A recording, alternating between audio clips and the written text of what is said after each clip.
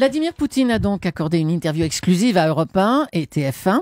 Un entretien que vous découvrirez en intégralité ce soir à partir de 19h dans Europe 1 Soir.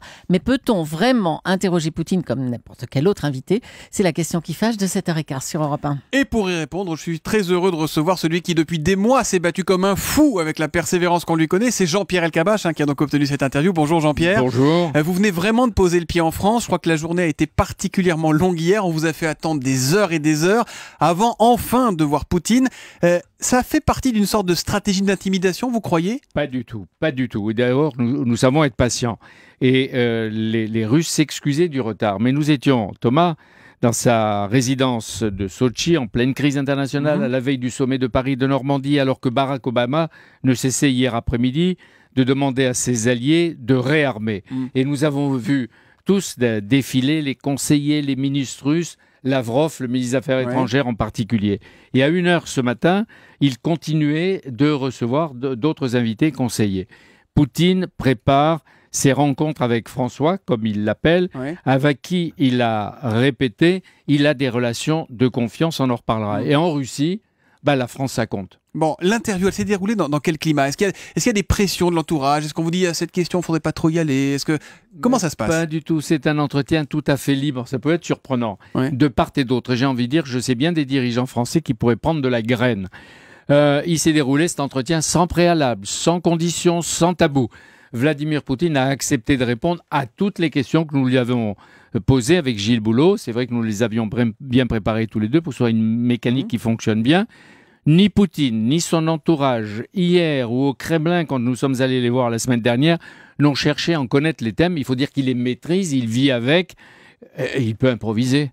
Et puis alors, son principal conseiller m'avait simplement suggéré, prévenu que Poutine ne donne plus d'interview. Il ne veut plus perdre son temps et s'ennuyer. Alors justement, comment vous avez hier, fait? il s'est pas ennuyé. Comment vous avez fait pour la décrocher, cette interview?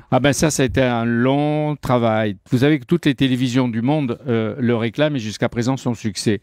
L'entretien que nous avons obtenu est le résultat d'un long travail d'approche avec Ramzi Kéroun, conseiller d'Arnaud Lagardère, qui était dans la confidence, puis Fabien, puis Denis Oliven. C'était 8 mois de discussions, d'échanges à Paris, de rencontres confidentielles, de voyages au Kremlin avec des hauts et des bas. Par exemple, au pire moment du conflit ukrainien, Thomas, nous avons cru vraiment que ça ne se ferait jamais. Et puis dimanche soir dernier, j'étais là, je travaillais, nous est parvenu du Kremlin la décision personnelle et positive de Poutine. Rendez-vous mardi à Sochi. On va rentrer dans le fond maintenant. Poutine, on l'accuse souvent d'être le nouveau tsar de Russie qui rêve au moins territorialement d'une nouvelle URSS. On ne peut pas s'empêcher d'avoir des clichés, qu'est-ce que vous voulez? Alors, vous lui avez posé la question sur son rapport à la souveraineté avec Gilles Boulot et voici ce qu'il vous a répondu.